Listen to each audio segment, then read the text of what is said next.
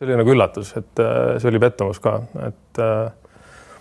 et mingilt maalt siis oli juulikuus, juuli keskel äkki tuleb mingisugune kiri, tollal käisid postkassi, tulid paberikujul kirjad, võtan lahti, vaatan mingi presidendilt kiri, et mis see toimub. Siis vaatan, mulle antud liplik auas, mõtlesin, ei tii, oli nüüd seda vaja. Ehk siis selles mõttes, et oli nüüd seda vaja, et nüüd on kohustus rohkem või? Ei, et selline auastme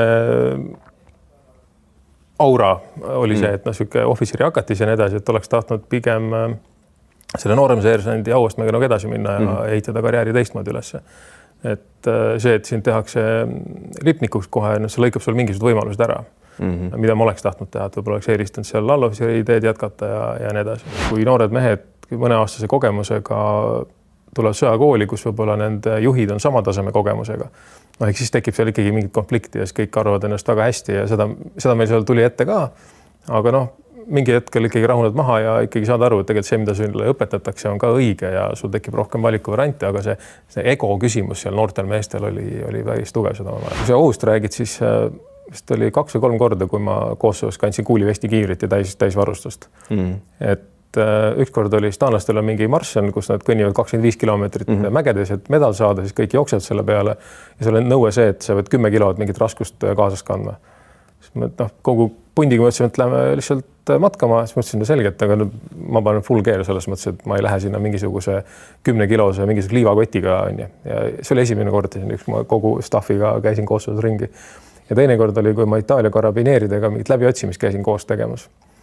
Ja siis, kui ma vaatasin, mismoodi need tegutsesid, mõtlesin, et ohutum, kui siin peaks üks pauk käima kuskil, see, mismoodi nagu relvarauad vaatasid nurga tagant niimoodi üksteisele otsa, mismoodi nad seda compound'i võtsid, mõtlesin, et okei, siin on mõistlik need asjad selga panna, kui siin üks pauk käib, siis nagu kõik lasevad läbi segi.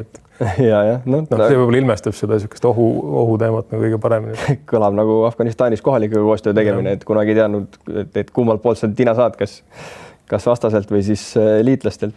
Mulle meeldib see, et ikkagi Kaitsevägi ja tööstus saavad kokku kas või Kaitseministeeriumi arendustoetuse näol.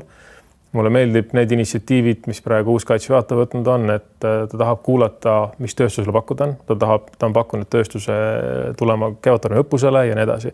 On kaasatud Kevadtormi planeerimistesse, et see on väga positiivne. Et muud moodi seda ei saa, et kas või vaadata lõpuks on ju ka riigi majanduse seisukohast, kus see nagu raha sinna nagu kaitse-eelarvesse tuleb, see tuleb ikkagi nagu mingisugused maksutulust.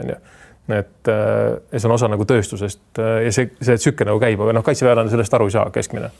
Isegi ei saa aru sellest, et palgaraha ei koosne ainult palgast, vaid seal on veel maksud on juures ja nii edasi. Delfi militaarpodcast. Eriväelase jutud. Ainuke lihtne päev oli eile. Iga päev algab nullist.